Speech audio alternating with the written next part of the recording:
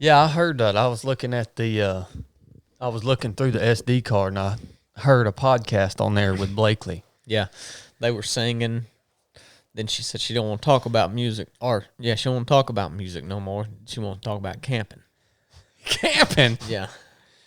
Yeah. Y'all hadn't been on a camp in a while. Yeah, we went not long ago. We went up to Fort Mountain. Oh, yeah, that's right. I think y'all were on the kayak trip. When the battle stopped and the smoke cleared, there was thunder from the throne, and 7 Spanish angels took another angel home. Man.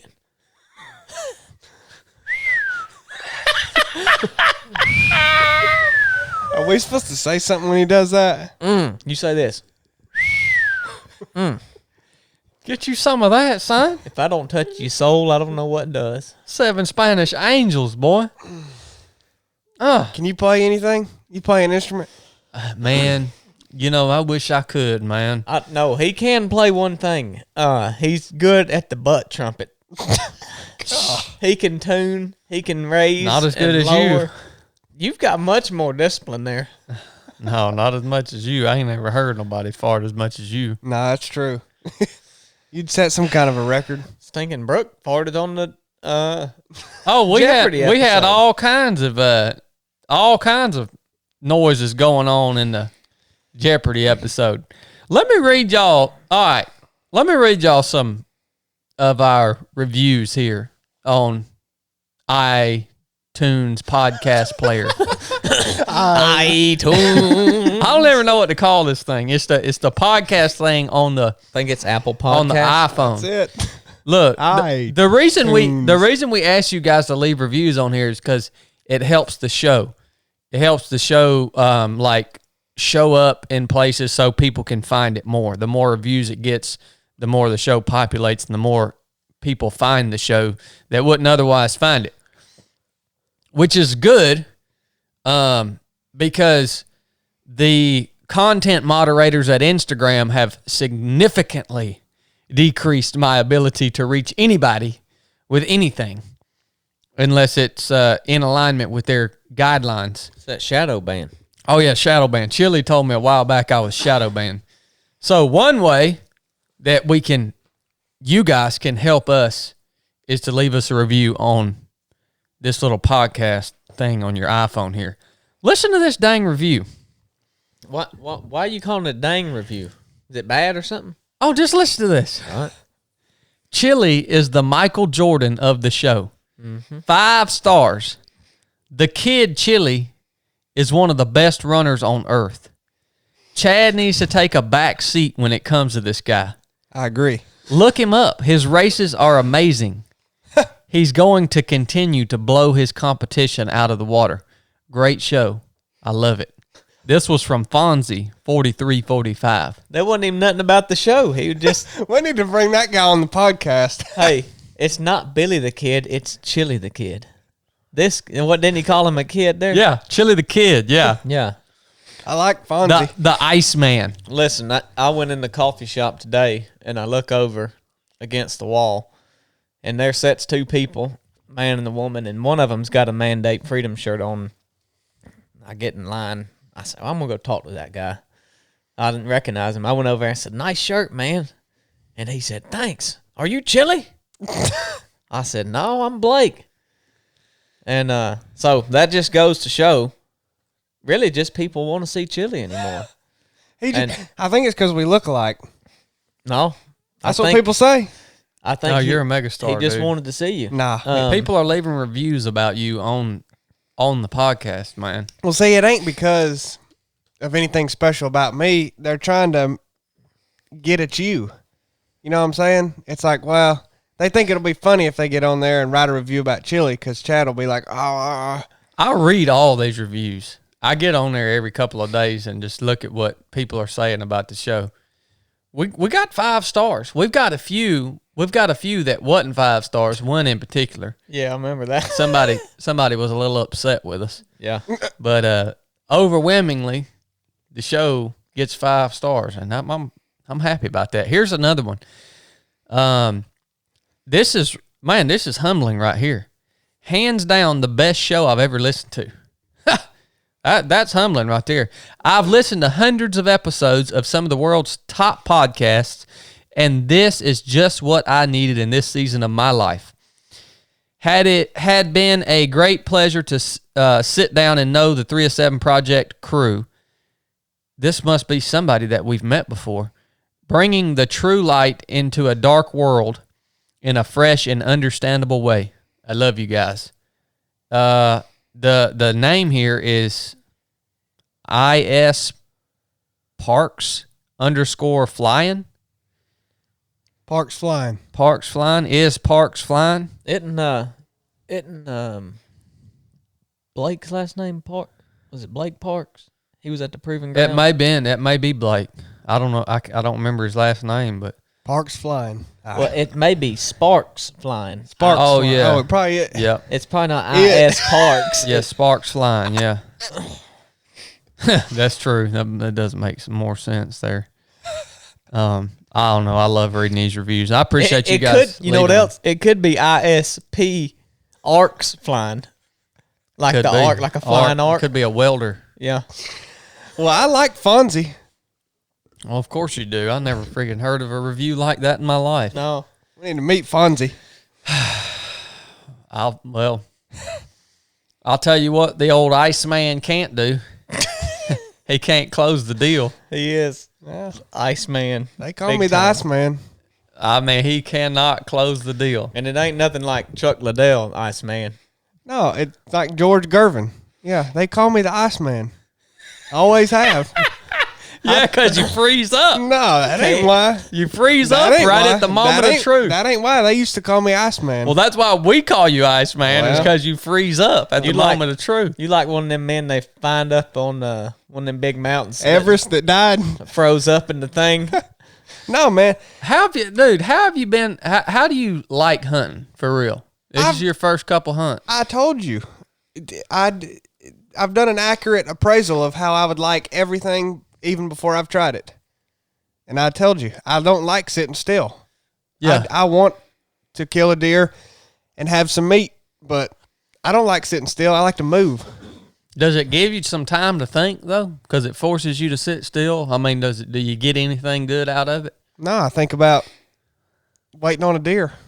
Yeah. That's all I'm thinking about. You're just ready to kill and get down, ain't you? Pretty much. Well, when he's hunting with me, that generally happens. Well, let me tell y'all, I didn't get to tell this hunting story last time. I'll just tell one. One time, me and Chad, I don't know how old we were. We was hunting on top of this mountain. There's a cell phone tower up there. And we're up there hunting, and these deer come in. And Chad didn't see them. I seen them first. And he says, I think I asked him if I could shoot him or something, because he was like in charge of that hunt, because he's older than me. And he said, yeah, you can shoot him. So I don't remember what I had, like maybe a 7mm all 8 or something like that. I think it probably was, yeah. And I shot this buck, had chocolate horns, real dark. I don't know how big he was.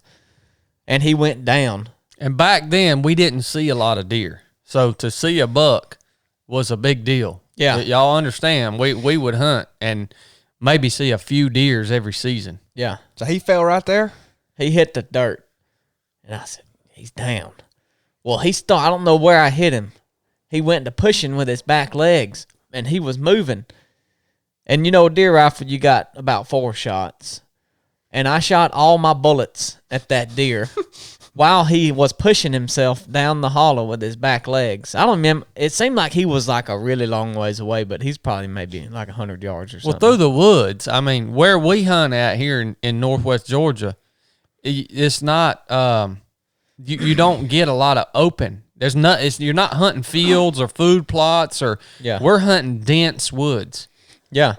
So it seemed like a long ways through there. But anyways, I had shot all of my bullets, and Chad is an arm's length from me, sitting next to me in the tree stand.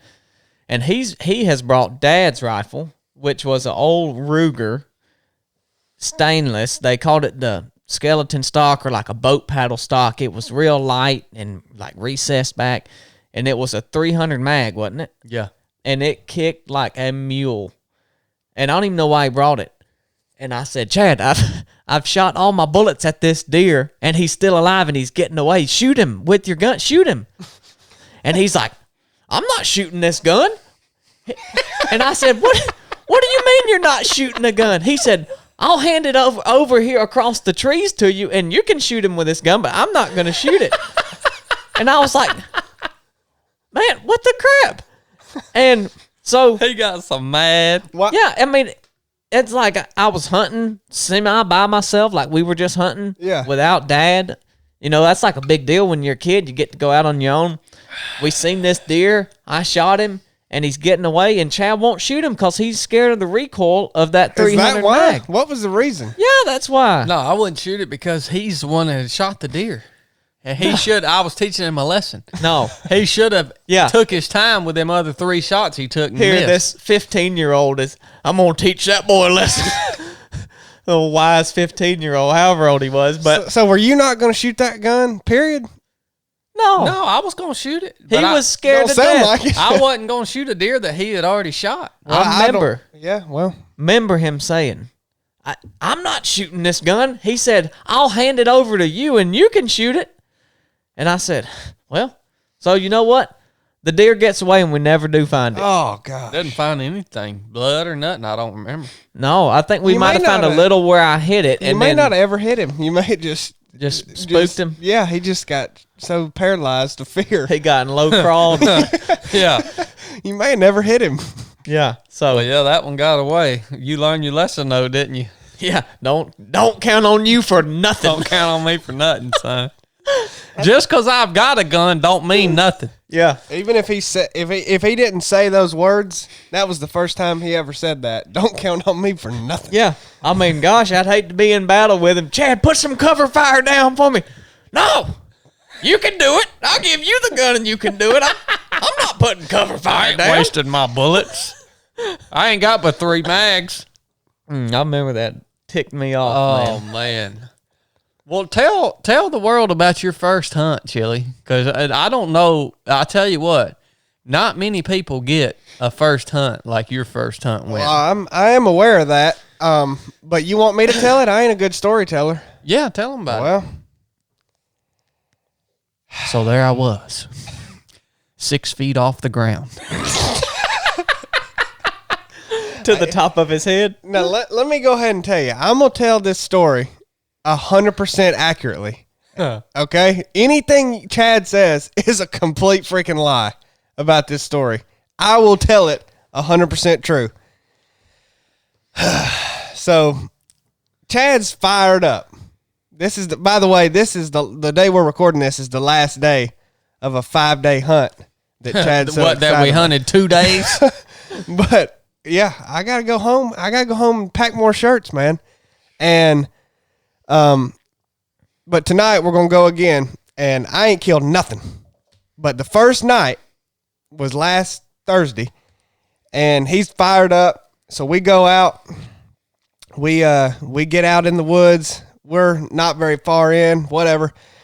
We find a good spot, and we're pretty close together. So Chad's right here to the left of me, on up a tree. Probably what, 15 feet up? I mean, not real high. So I get on my tree. We're already kind of up on a hill, and I get about 6 feet up, and I said, that's good. So I looked over at him. I said, keep going up. He said, no. Which to give him credit, he did have a nice lane. yeah, But and me and you talked about that when you hunt in these woods, the leaves aren't all the way off the trees yet. When you get from the ground, you can see out through there, but you get up in the tree and you got all these leaves and all this cover up in the tree, and it's nice to be up high because you can move around and it gets your scent up off the ground.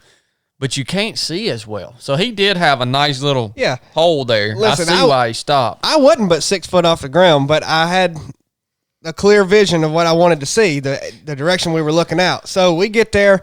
I get set up. We're both set up now. And, of course, I'm moving a lot because I can't sit still being loud. But Chad ain't quiet either. I don't had know. a coughing fit there for a minute. Didn't Dang, gone. Yeah, and the way he goes, You needed that cough silencer. You remember them cough silencers? What a freaking joke. But so neither one of us are being quiet, but we're waiting. It's about, I don't know, been an hour, and I'm getting real impatient. I mean, I'm about ready to do something. And then you did well though. You sat really still. Well, and I'm like, for you, Chili. And so I'm like, well, let's just settle in here. And it wasn't, but I don't know, probably 30 minutes later, probably an hour and a half total in, when we heard grunting. Like, I heard it one time, and I went, And then did you do it that loud? Did you know what that was? Oh yeah.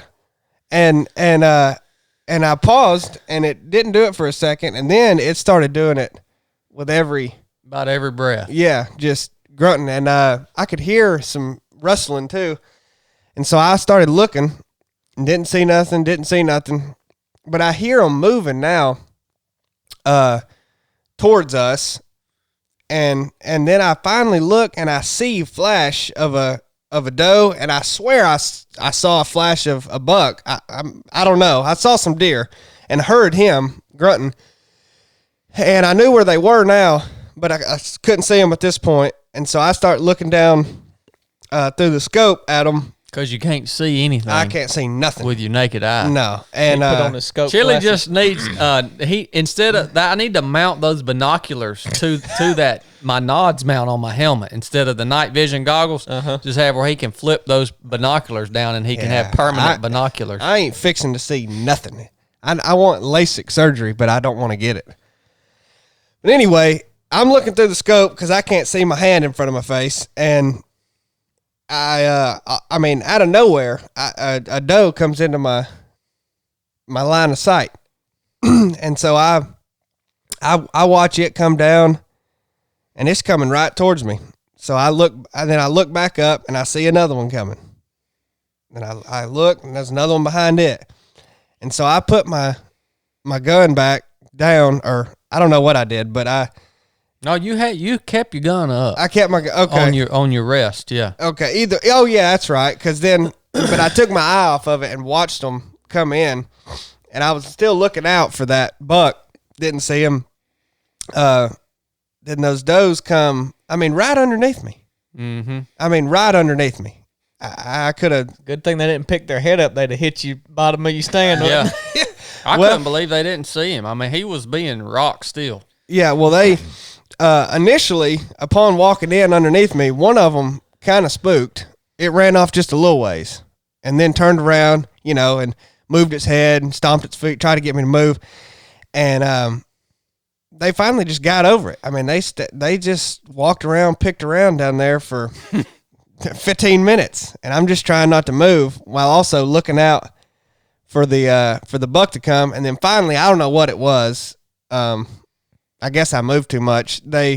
No, she come down. That old doe come back behind you and got your wind. Yeah, is what it was. You never moved. She just got far enough down that little draw behind you where she got your wind. Well, eventually they ran off, and so they're up on the hill to the right of us now, just blowing. And so that time, Chad's like, "Why didn't you shoot them? Why didn't you shoot that big doe?" And I'm mad. I'm like, what in the world is your problem? What do you think I'm doing?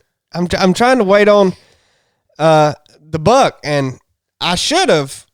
Here's what I've been thinking is that probably wasn't real smart, because when they ran off, he was liable to run off too. And I just went to making all that racket. Yeah, and I was just assuming that he was going to be there. I probably shouldn't have assumed that, but I did. And, well, turned out I was right, because when they ran off, I looked back down through the scope, down through there, and here he is. I finally see him, and he's just walking along, but he's behind a tree. I mean, I see his back end a little bit and his head. And so I'm looking, and he stops right there, and I'm like, oh, man. And I was like, well, if he walks out and I have a clear shot, I'll take it on him. And then he started walking off, but he walked off behind the tree. I mean, I couldn't, what the world? But I couldn't, I never had anything close to a clear shot. And I'm like, well, crap. And I give it a second, wait. And I'm like, man, he's gone from me because he was moving too far to the right. I was totally blocked. And so by this time, I look back, I put my gun on my lap and look back at Chad, and then he's looking down through his scope over to the right. And I went, oh, man. With his old smoke pole. Yeah, he stands up, and I'm like, I was going to say something, but I thought, oh, no, he'll kill me if I say something. And then I turn back forward. I'm looking out over there like, oh, man. And then all of a sudden I hear, and it was Chad trying to get that buck to stop. And I went, oh, crap. He's about to, boom. And I looked back up at him and I said, did you hit him good? And he went, oh, yeah. The old deer, the old closer, son. What I hear happen is you looking at that deer through your scope and rigor mortis set in. And you just seized up. You couldn't move. You should have shot him through the butt, Chili. Yeah, or headshot. Shoot him in the head. I could have shot him in the head, but that's how you save meat. Yeah. Well, I could have shot him in the head, but I was like, man, they're calling me the Iceman because I froze up. What was I supposed to do? You closed the deal, man. Close the deal without a cost. Headshot. Well, I could have shot him in the head, but you forgot about that, didn't you? You forgot about that headshot. You got a $2,000 scope on that gun. Yeah. Yeah. Well, that thing will drive tax at 500 yards. All I got to say is it ain't like I didn't close the deal. I just didn't have the opportunity that I needed. It actually is that you didn't close the deal. That's what happened. There wasn't no deal to close, man. Look, when it comes down to killing, y'all just ain't gonna hang. Neither one of y'all gonna hang with me. Well, say what you want. This joker right here, when it comes down to the actual killing part, that's the part that I do. Yeah. Well, you had a good shot, and you took it. Good job. I don't know if you call it a good shot, because when I saw that buck, he was walking toward them does on top of the hill, because obviously one of them were in heat, and he wasn't going to leave them. And I couldn't get him to stop.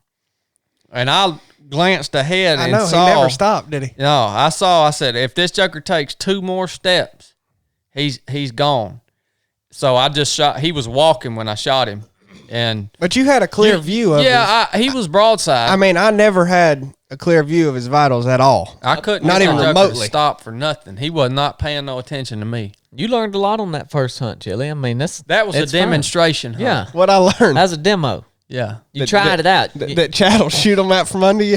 Yep, and you forgot all them vitals are in the head, too. That put them down like a sack of taters, man. You hit them in that old noggin, they ain't going nowhere. Well, I could have. That's a small target, but I could have hit him. I mean, I was waiting on him to expose his side to me. I saw it. Now, this buck, you know, he was a decent deer. It is what it is. He's a good buck. We get down, walk up right onto his blood trail. He's bleeding bad. Like it won't nothing. Have you taken over the story now? Are you about to start lying? And we probably didn't go 25 yards, and there he laid. We had him. I taught Chili how to gut a deer. He helped me out with that. Well, he's on the side of a big mountain. He held the legs for me, and we got that done. Now, the thing is, when you have an old doe coming on you, you better go ahead and kill her, or just go ahead and expect she's going to pick you out. They're so dang smart. An old doe, an old nanny doe. Same as old buck. Well, yeah, but right now the bucks are crazy. Yeah. They don't hardly give a crap. I was on a run the other day, and I squatted down in the trail because there was a bunch of deer running everywhere. I squatted down, and the deer was running all around me. They didn't even care. They never saw me. Yeah. They were just nuts. But a doe, an old doe, she's going to get you. She's going to smell you or see you.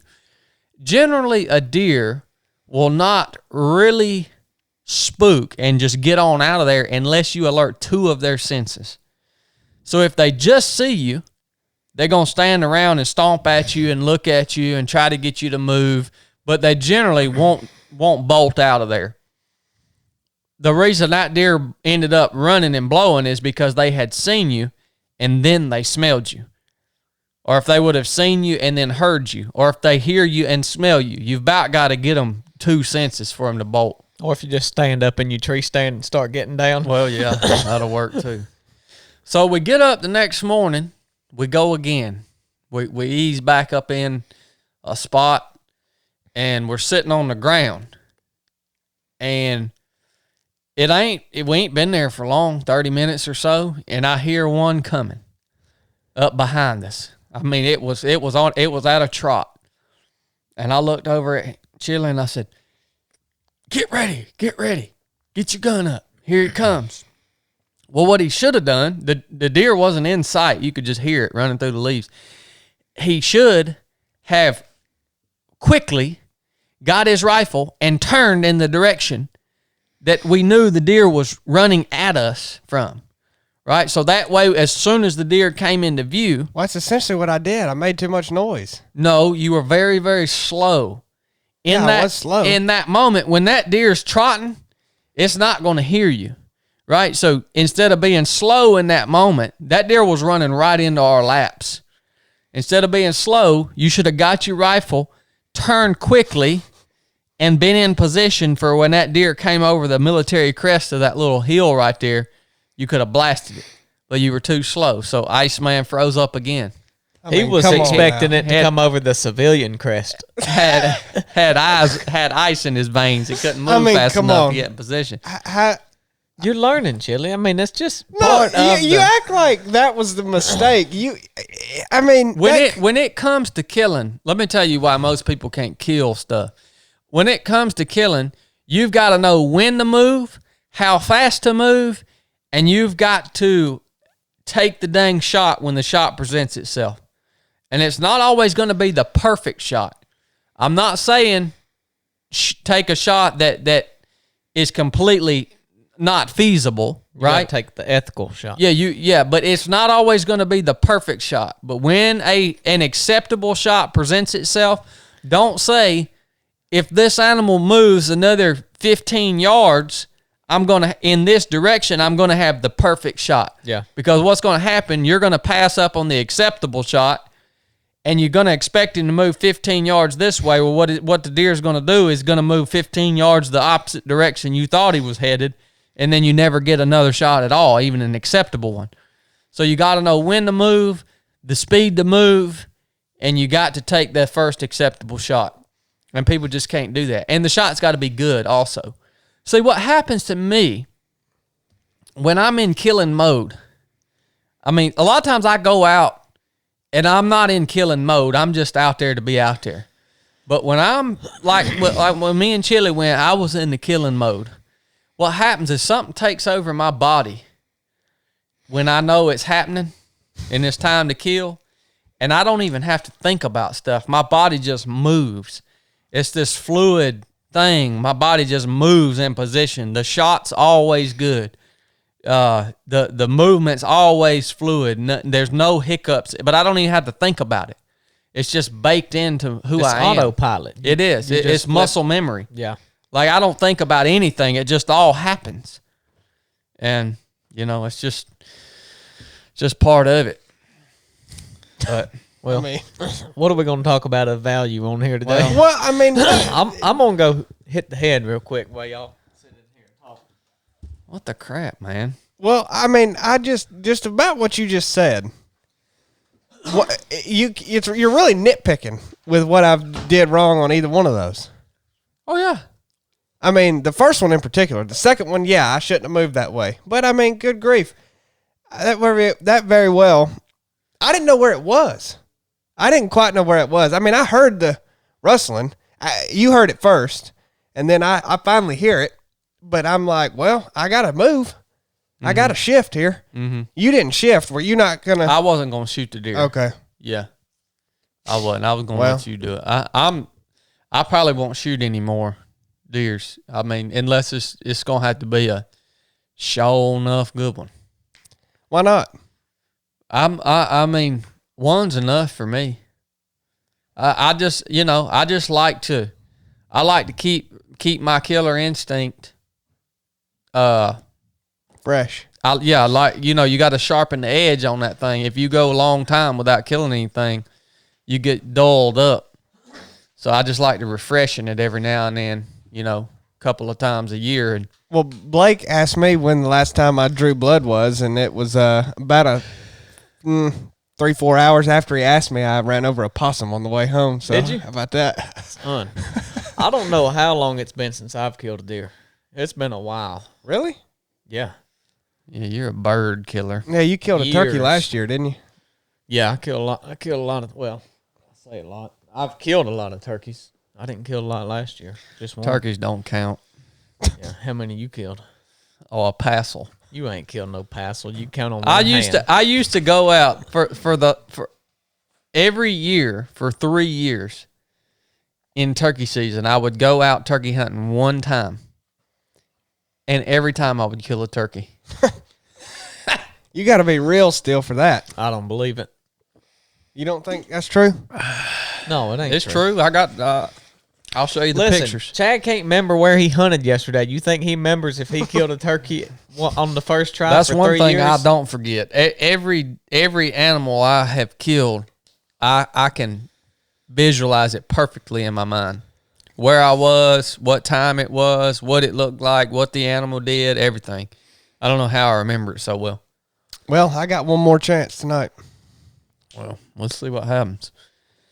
Well, welcome to the 3 of 7 podcast, everybody. I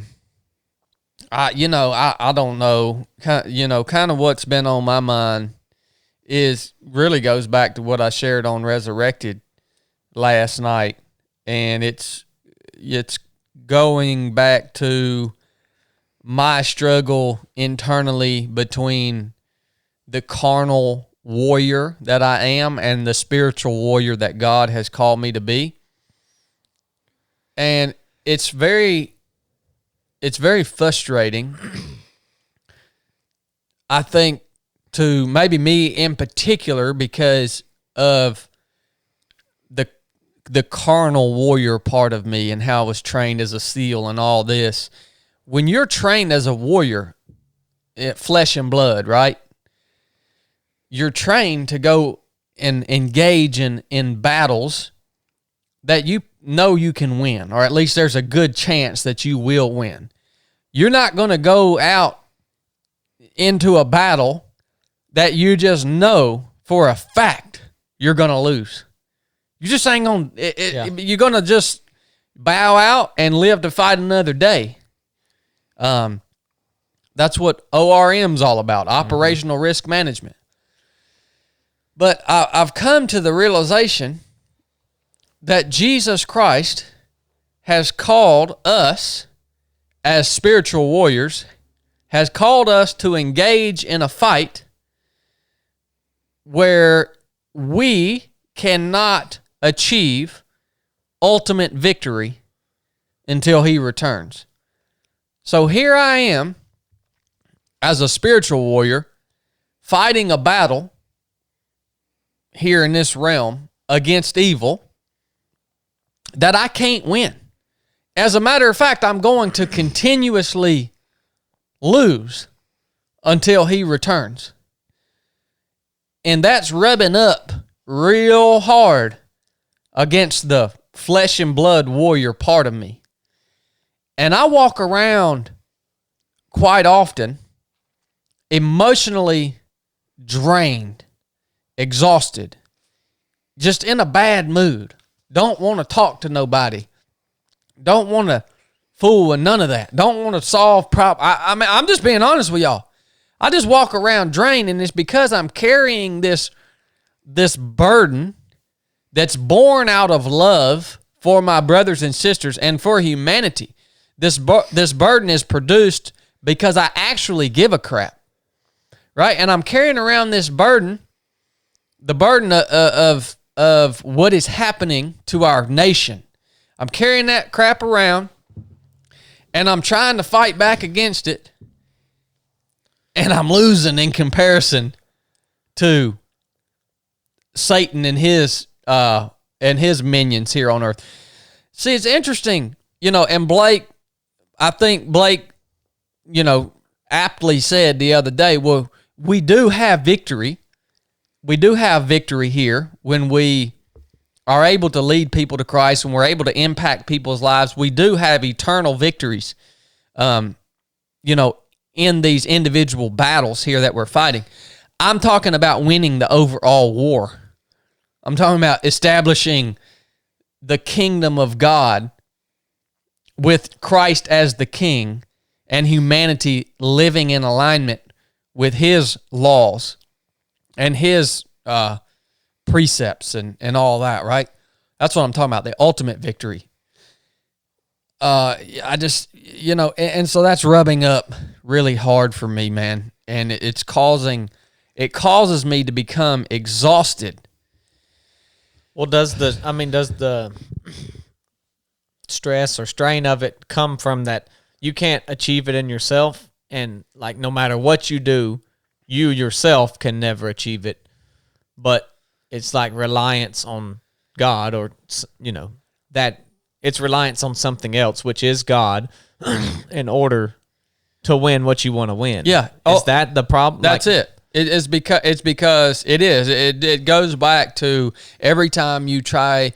It's interesting. Everything that Jesus asks you to do as his servant will point you back to your need for him. Mm-hmm.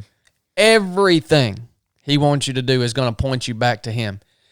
And that's really frustrating because we want to rely on ourselves, our flesh and blood, in order to carry out whatever the mission is and accomplish victory. And he doesn't want you to do that. As a matter of fact, he makes it impossible for you to do that. Yeah. Just so you see the need for him. The very fact that he has called us to battle in a war that we can't win, that is evidence of that's just him showing us that we can't do anything without him. Mm-hmm. That's the way he's designed everything, right? It makes us hungry for the king to come. Thy kingdom come. It makes us hungry. Like I'm hungry when I say that statement. I mean it. Thy kingdom come, please. Yeah. Because I want victory. I want justice. I want you to rule as you are as you should. Yeah. And it goes back, I think, in Scripture. And Paul even writes about this, and it's interesting because we're not the only ones that every one of his disciples were called to go and engage in this spiritual battle that I'm talking about right here. This battle's been going on for forever. And he called the disciples to engage in this war, the same as he's called us to engage in this war. Well, the disciples obviously realized very quickly they were fighting a battle that they weren't ultimately going to see victory in their lifetime, and most of them were killed because of it. Paul writes about it, says, we wrestle not against flesh and blood, but against principalities and powers, against the rulers of the darkness of this world, against spiritual wickedness in high places. The Bible also calls Satan the prince of the power of the air. He has reign over this earth right now. And that's why we see basically the spawns of Satan gain so much traction in the world, in culture. That's why we like, if you want to be famous, rich, and have everything, every worldly possession and luxury and fame, go ahead and submit yourself to Satan. Yeah. He will give you all the possessions of the world. He actually offered it to Jesus when he was tempting Jesus. Mm-hmm. He said, you see all this stuff? It's all mine. And if you'll just bow to me, I'll give it all to you. He does this. He makes the same offer to us. Yeah. And I see, going back to what I shared on Resurrected last night, I told you guys, I saw this freaking crap. I don't know if y'all have heard of this guy, man. But, Chili, have you heard of this guy right here? hold on, let me pull it up. His name is Travis Scott. He's a rapper. A rapper. He calls himself Cactus Jack. I don't know nothing about him, but I've heard of him. Okay. Well, I never heard about this cat until I saw a news article and also some video clips of one of his concerts. Where a bunch of people died? Yeah. Yeah. Have you watched that, dude? No. This dude is literally, this Travis Scott dude, he's literally like a child of Satan. It's unbelievable. If you watch this video, man, this guy in this concert, he's pronouncing this satanic crap over these people in this crowd, and these people are dying, and he's standing on a platform saying, like, chanting death. What? Over these people, and they're dying, and literally it's on video, and the people in the crowd are literally like hauling these bodies away out of the crowd. And there's a thing up on the backboard of the stage that says, "I'll see you on the other side."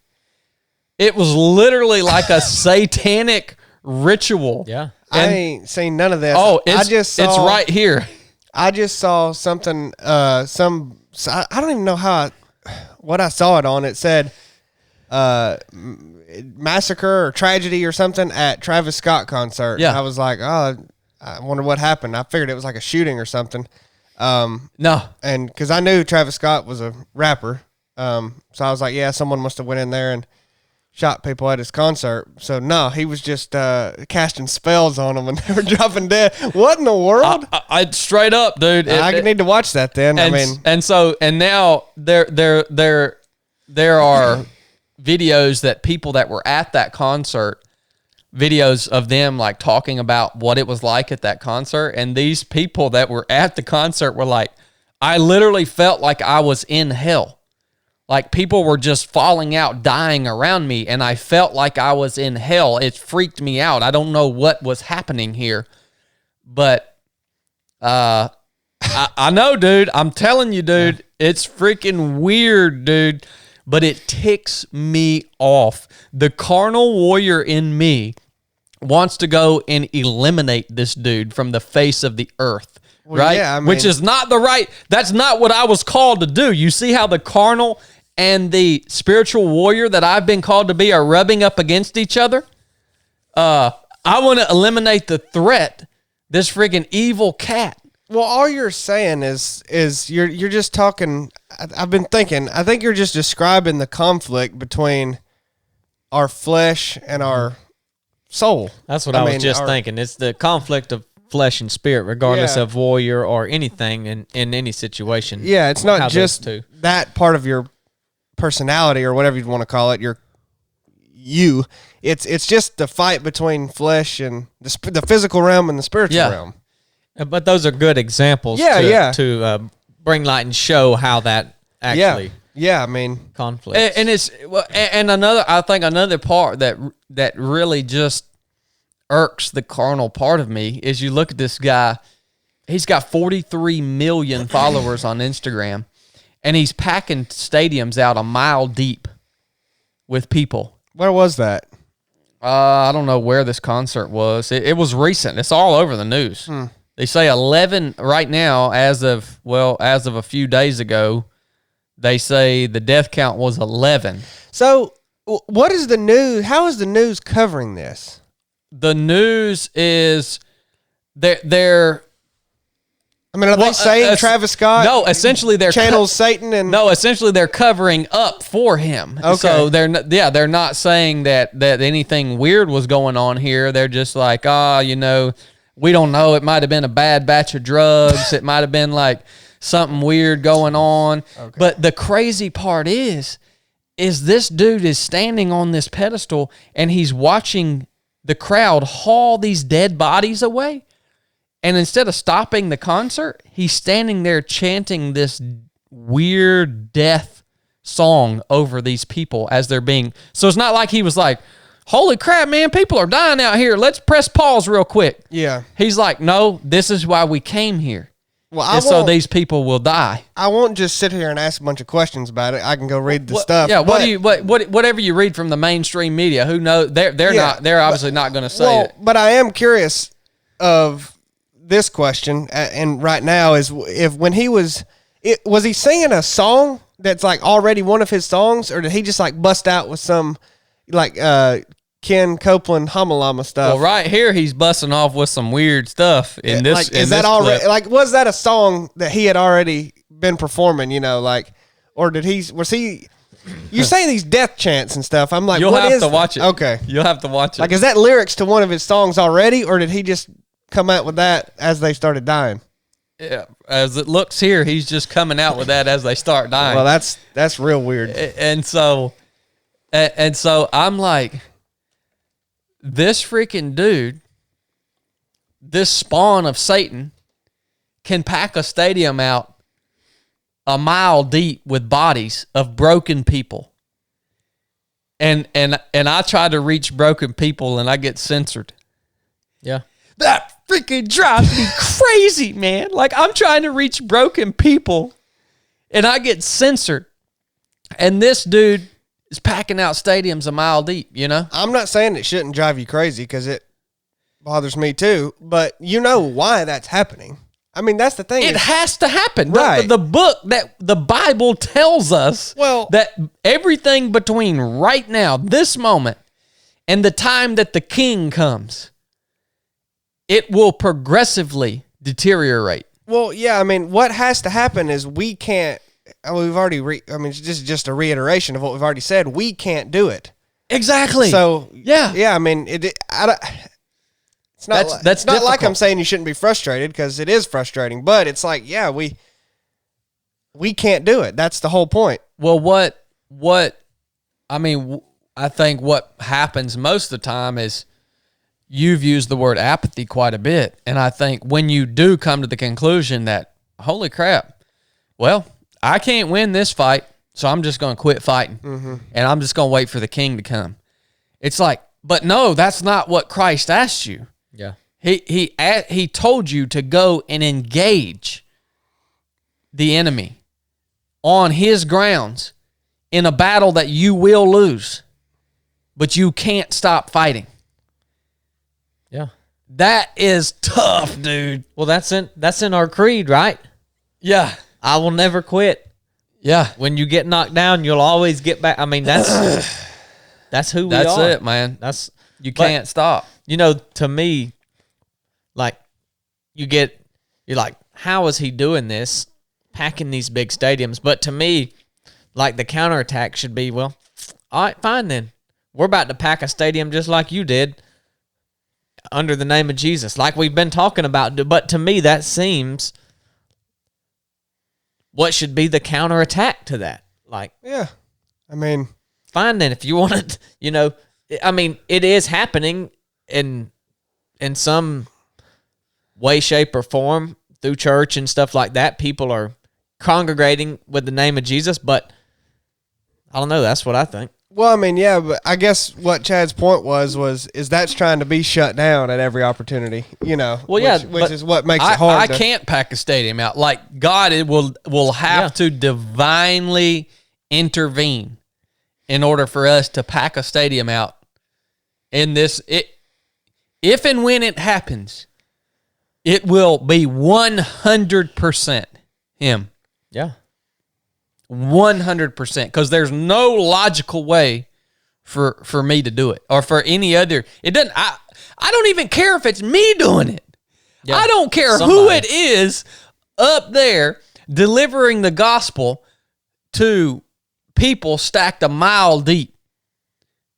And instead of people dying, we want to see people by the hundreds and thousands being born again. Mm-hmm. Your first birth with your mama gets you on the earth. The second one gets you off the earth. Yeah. Y'all understand that, right? Yeah. That's what it means to be born again. That's what gets you off the earth. There ain't no other way. But that's the conflict that's been raging within me and my own internal soul that's been exhausting me is engaging an enemy here on earth that I can't win without intervention from the King. I mean, that's listening to that, and I haven't watched it, but just hearing you talk about it, it will oppress yourself. You're like, or maybe depress is the right word, but it's just like, man, what in the world? Like, you see all that God does, and you should be able to see God is really powerful. He's the creator. And then you see that, and that should even enhance it. Like, you should say, man, if Satan is doing that kind of stuff, and number one, it should point to the reality of the spiritual realm. And then it should just enhance and magnify that. For some reason, we value life and death so much when we see that Satan could physically kill somebody, that it like elevates the power of him.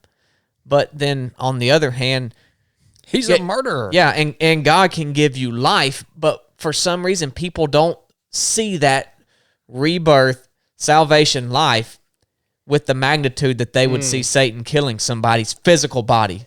So when you see someone born again, it's almost like, I feel like people are like, oh man, good job, I'm proud of you, that's awesome, and they go about their day. But then you see Satan kill somebody, and you're like, oh crap. Like, you don't just go about your day when that happens. So that should point to how powerful Satan is. Like, you need to be aware and conscious of it. And we know that God is more powerful. So whatever value, however you measure up of Satan's power, magnify that by infinity, and that's what God is. And so, well, God's word tells us those. Don't fear the people that can destroy your flesh. Yep. Fear the people that can destroy your freaking spirit, man. Yep. Right? What burdens me so bad about this is there's no hope for these people that died here. Yep. There's no longer any. These people, they don't get another chance. Mm-hmm. And it's not for me to say whether they were saved or not, but I can draw from logic and say, if you're at a concert like this, you unless you're there specifically to witness to people, you're probably not living for Christ. Yeah. Well, and the fact of how they died is very interesting to me, and I'd like to look more into it because I don't know nothing about it, so I shouldn't even say anything because I don't know no details. But it almost sounds like they died for no reason. Like, there wasn't a physical death that occurred. It was just like their soul was just sucked down. There's no verdict out on what actually killed them. You know what I'm saying? So it's like, if someone gets ran over with a truck or shot, you're like, well, yeah, they're not going to physically survive that. These people are seemingly just standing there, and then all of a sudden they're getting carried off because their soul's been sucked out of them. It's like, man, that's a different kind of death. That's like if you were open to, I don't know, man. That's weird. Well, I mean, you better watch your music, son. It seems to surprise watch your music. Us and a lot of people, but it really shouldn't. It shouldn't surprise us. Like, well, that ain't common there. No, but I mean, did you That's not why it's think? shocking. Did you not think that Satan was a murderer and could kill people in that way? Like, well, good grief, man. That's weird there. It's weird. I mean, yeah, but I mean, that is what we're living in, this spiritual realm, and depending on how deep you want to tap into one or the other, you can have power through whichever one you decide you want. Where the physical realm and spiritual realm meet is it is shocking. It's a weird integration and assimilation point. It's real blurry. You don't quite know where it is. It's like we see the integration all the time and can feel it and can sense it, but it's always not clear. Like, that is an example where you're like, man, something was colliding there. Like, the physical and the spiritual were really meshed and stuff was going on, but it's not always clear.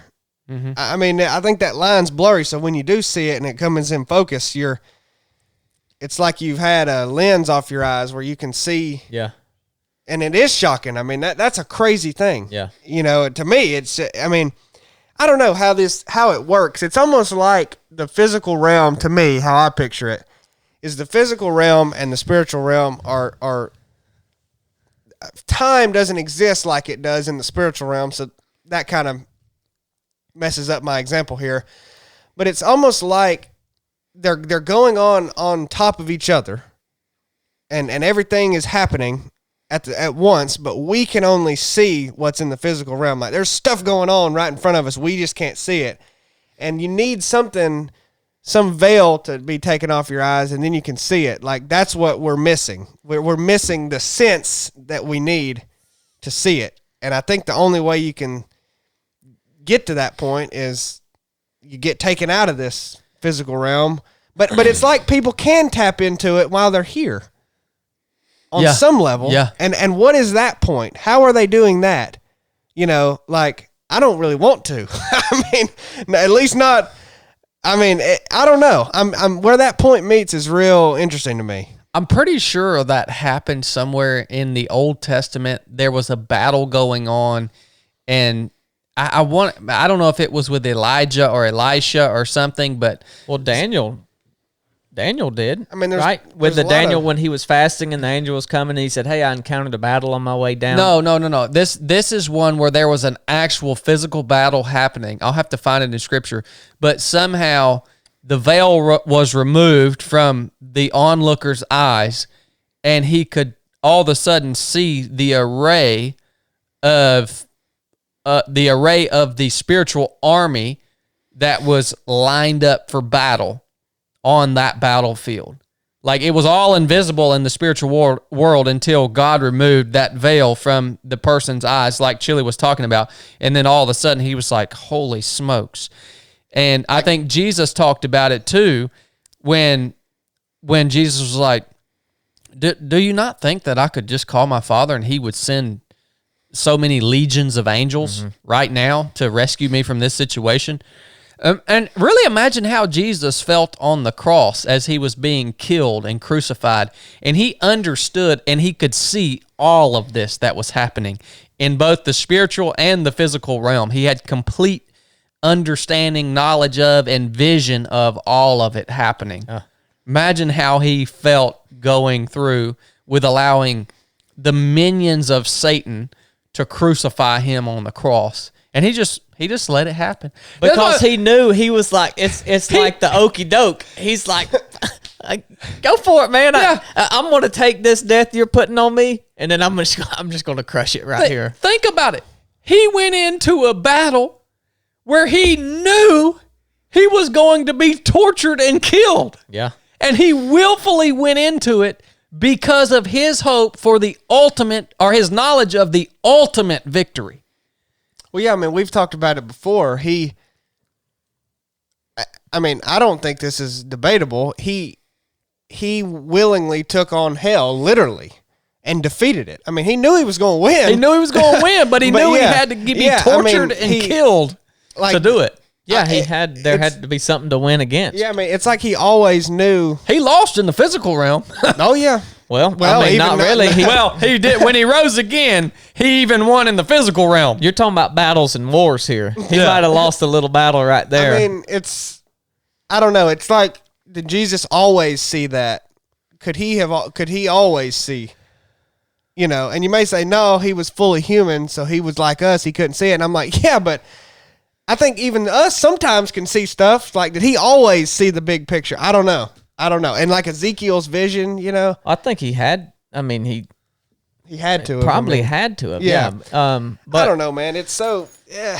Thinking of this should do nothing but give you confidence in doing what God's called you to do. Like if you're fulfilling the will of God, there should be not one doubt in your mind that you're going to be successful and do well in whatever you're going to do. Because if you could see the spiritual realm and you say, I'm going to go this way because this is what I think's good, and there ain't nobody over there to help you, there ain't no angels, God ain't over there because that ain't what he's got planned for you, but you can see over here, this don't make no sense, but the streets are lined with angels, son, and God is right there in control of them, and it might look like hell down that road, but look at everything that's right there that I can call in at the drop of a hat, like all the resources you have. And if, I don't know, metaphorically, if you think of it in your mind, it should do nothing but just give you 100% confidence in everything. Because, I mean, everybody on earth would be lying if they would say that there's not a time that they're doing something where they thought, I don't know if this is going to work out. Even if they feel like it's what God's calling them to do, you've had an inkling of doubt. No, maybe big, maybe little, but you've had some to where you said, dang, this just don't make sense, and I don't know if this is right. Yeah. But of course, once you decide it's right, it should be no looking back. Well, I mean, I'm sitting here thinking about the spiritual realm, and a lot of times there's things in, I don't know what the word is, because science has a clear definition to me, but that's the way people use that word. I mean, I guess the scientific community, the majority of the people that are scientists, come up with so many things to try to like skirt around how we talk and view things, you know, because they have a different worldview. But one of them is when I think of when they talk about the dimensions. You know, we have the dimensions that we exist in and can sense and see, and then there's so many beyond it. I'm like, that's what the spiritual realm is. You know, I'm like, I don't think they're talking about anything different than we are. They're just trying to deny what we're talking about and create something else. I think that's what it is. It's like these things that we can't see. And we've talked about it before a while back about psychedelics and how people, they see these visions and all this when they're on psychedelics. And I'm like, I'm not saying, I don't know whether they're seeing something or not. It seems perfectly plausible to me that they're tapping into something evil. You know, I don't know. So maybe that's one way that people in the physical realm can kind of tap into it. It's so blurry. I don't know how people, I don't know. Well, and I think if we're trying to think of like what that looks like for us to be here and the spiritual realm also existing around us, and you look at the examples God has given us through atmospheres and space and things like that, and so like how we're down here operating and say like a storm's going on, like, so you've got that kind of happening in your atmosphere, right? Like it may not be bearing down right on you, but it's happening. And you get in an airplane, and what do they do in the storm? They fly up real high, and above it, it's all sunny. And so you got the different layers and different atmospheres. And to me, that's like an example that he has put here to maybe give us a vision or insight as to what this, it doesn't matter what it looks like, but to gain a little understanding helps you to like just live it out better, I think. Yeah, well, even other creatures, like bugs, don't have all their reality is different than ours, basically. Like they don't see what we see. They don't see how we see. They don't think, I mean, depends on what it is. I don't think certain ones can smell, can feel like we can feel. I mean, they have a totally different experience on the same earth at the same time. Yeah. You know, I mean, it's like they're missing something. They're missing some sense that they would need to experience life how we experience it. And we're missing something. Well, Paul said he was called up into the third heaven, talking about realms. Here, I found this in, this is the story I was talking to you guys about a minute ago. This is in 2 Kings chapter 6. Basically, the king of Aram came to war against Israel. And the prophet Elisha was basically giving counsel to the king of Israel. And they wake up in the morning of battle, and the king of Israel goes out and sees the armies of Aram arrayed against Israel overwhelmingly. And so Elisha got up, and it says horses and chariots had surrounded the city, and the servant of the king says, "Oh no, my lord, what shall we do?" And Elisha answers and says, "Don't be afraid. Those who are with us are more than those who are with them." In the physical realm, they couldn't see that, though. Then Elisha prayed, "Open his eyes, Lord, so that he may see." Then the Lord opened the servant's eyes, and he looked and saw the hills full of horses and chariots of fire all around Elisha. And as the enemy came down toward him, Elisha prayed to the Lord, strike this army with blindness. So he struck them with blindness as Elisha had asked. And Elisha told them, this is not the road and this is not the city. Follow me and I will lead you to the man you are looking for. And he led them, the whole army, off to Samaria as they were struck with blindness. So here we see, this is a clear picture of what's going on in the spiritual realm when that veil is removed from the servant's eyes and he can see these chariots of God arrayed in defense of Israel against a physical enemy that is fighting in a carnal battle. So it's happening, man. And it's happening with this freaking turd rapper guy. And it ticks me off, man. But, you know, I'm ticked off because I'm being carnal is ultimately what it is. And I'm not putting my faith in the ultimate victory and in the literal return of the King. Well, yeah, I mean, what we should draw from that are the things we've already mentioned, but also that it matters what you do today. Like the urgency that you should have with sharing Jesus with other people, it shouldn't just be something that happens, like you're eating lunch and this just happens to be a good opportunity, right? Like it should be, I don't even like the intentional word, but yeah, you should be actively doing something every day on purpose. When you think about it at this level, yeah. Yeah, I mean, think about if someone would have been, if a Christian would have been thinking that way, would one of those 11 people have not been there and died? And, I mean, we don't know, but plausibly went to hell. I mean, that is how, I mean, you got to think about that stuff. How are you being urgent with sharing the gospel with other people? It shouldn't just be something that happens in passing. It has to happen on purpose every day as much as you can do. And, man, that's all that matters. I've been thinking a lot of just boiling it down, and people build this life up into much more than what it is. Oh, yeah. And when you really think about what it is, that God is in all control. He created us to have a relationship with Him. And that's it. And it can feel like a letdown because you have built this life up to be something that you think is so extravagant and all, you know, whether it's material possessions or whatever it is, money, and you realize literally none of it means anything. It is so just, it's a waste of time. Yeah. And I mean, I don't know, it just takes a revelation to really get that in your mind and think that this is really all that I have to do. It's just one thing that simple. Yeah. Well, you're exactly right, Blake. And I was asking myself as I was processing through these thoughts the other day, I was praying to God and being like, God, am I doing something wrong? Like with my time, am I doing something wrong here? Is this why I feel so exhausted?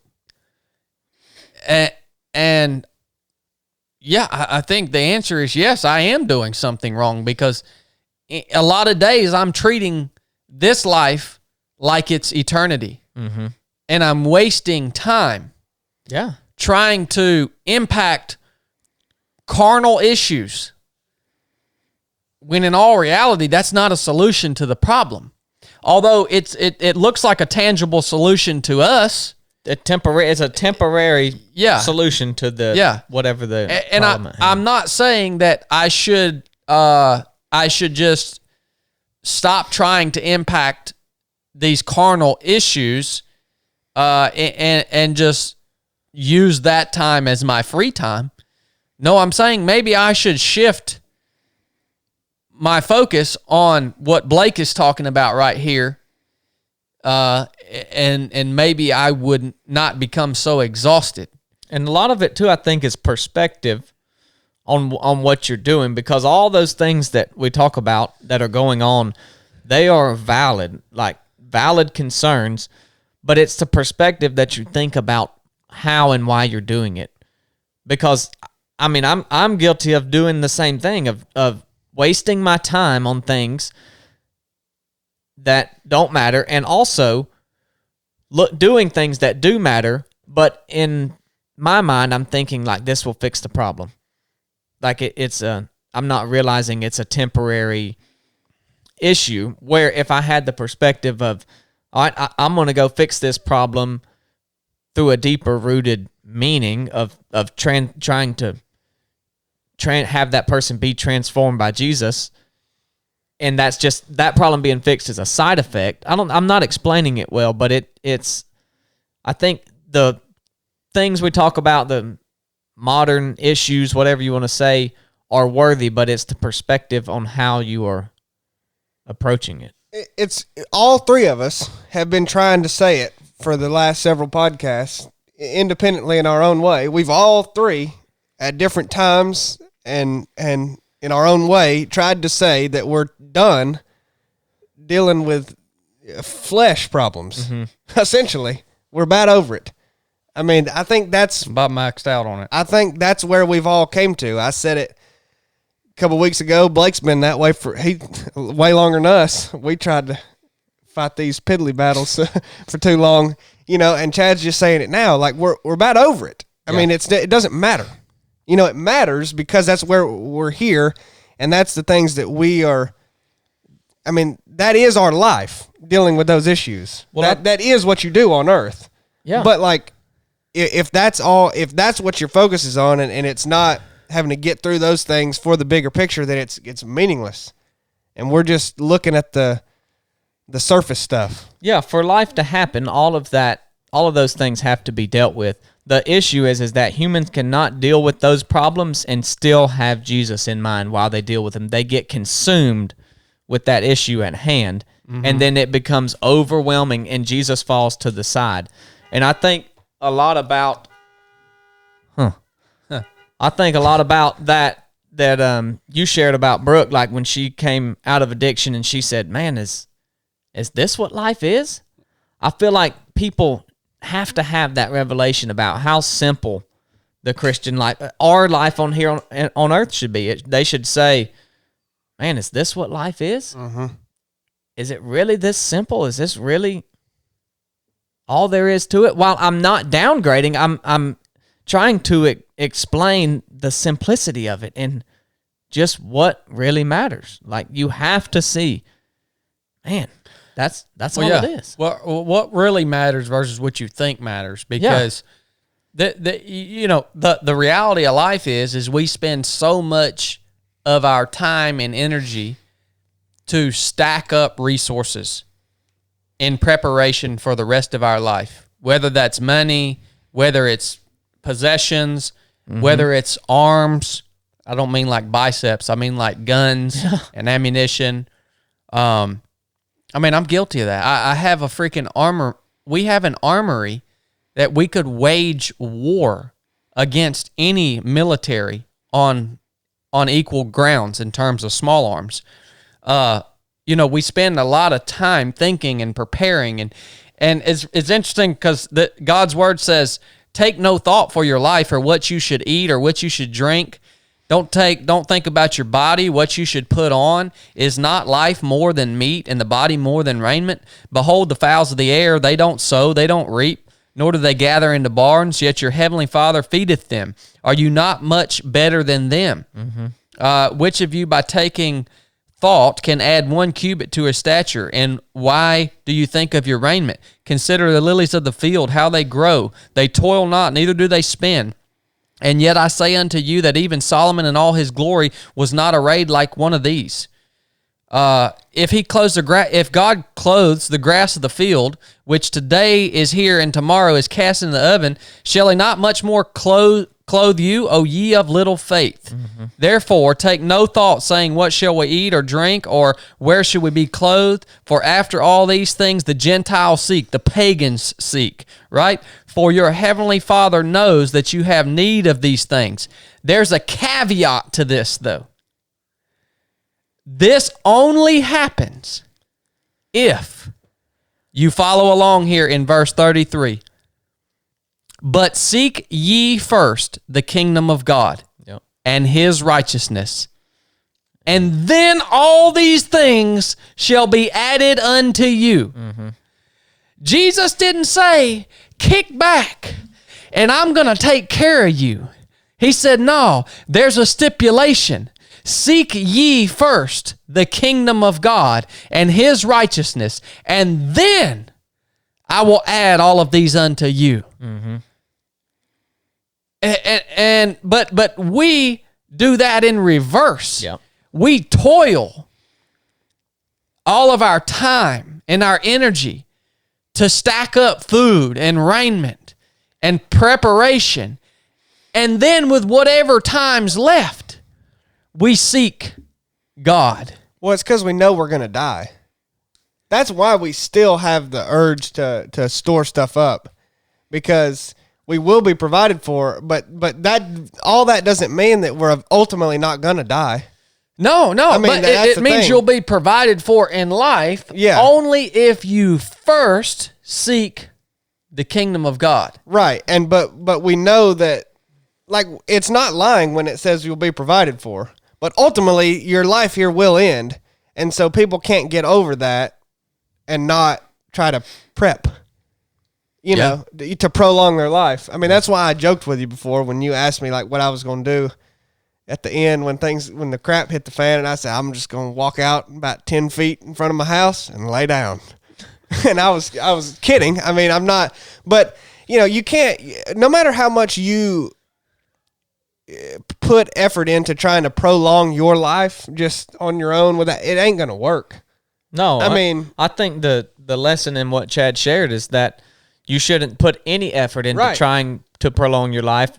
Just follow Jesus, and you will literally you'll be taken care of. And I think of the example. And taken care of is relative. It don't mean you're going to live in an $8 million house. Jesus promises to meet your daily needs if you seek first his kingdom. Yeah. I think of the example where he's calling, I don't remember who it was, to follow him, and they said, well, I think it's their dad. They said, well, let us go bury our dad first. And he says, let the dead bury their own. Just come follow me. And, you know, there's some different commentary on what that means. But regardless, to me, it's pretty simple, is let everything take care of itself. Put it all down. There's no buts. No, it's not, hey, come follow me. All right, but let me get this stuff figured out and make sure I've got enough just in case you let me down. And if you do, I've got this little store of food and cache of weapons here, and then I'll come follow you. Yeah. And I got this backup plan. Yep. There's like no backup plan. Let the dead bury their own dead and just come on. Mm-hmm. I got you. Well, and that's really how you have to approach things that you really want to accomplish in life, just in general, is no plan B.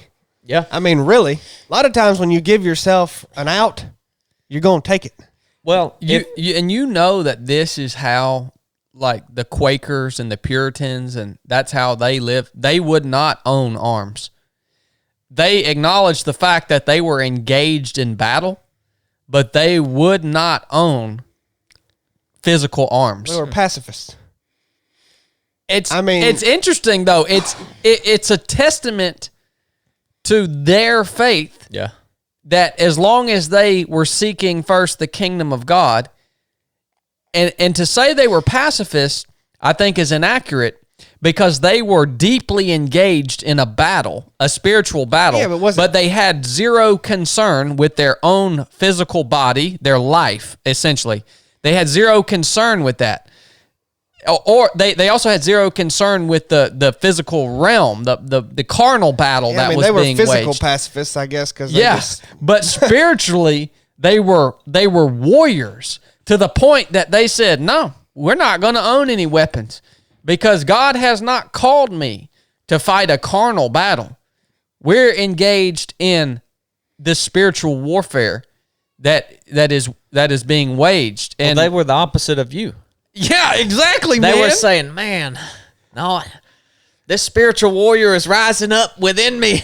Just totally opposite. I don't need these guns. Yeah.